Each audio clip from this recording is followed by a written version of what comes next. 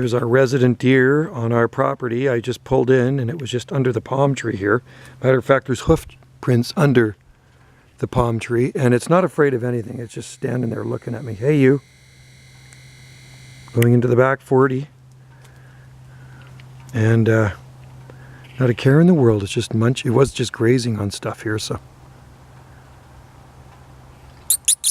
Hey. Look at that. Deer are just not afraid of anything here.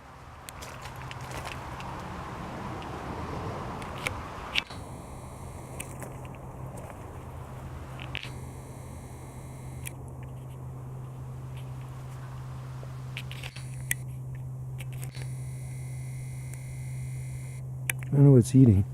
Maybe arbutus leaves? Dried arbutus leaves. That's what it's eating. And they love arbutus, especially the green ones, but it's actually eating dry ones. I'm surprised. Crunchy, dry arbutus leaves. Amazing.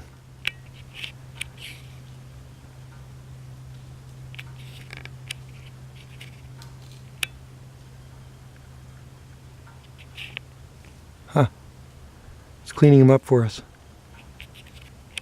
So many deer on Salt Spring Island.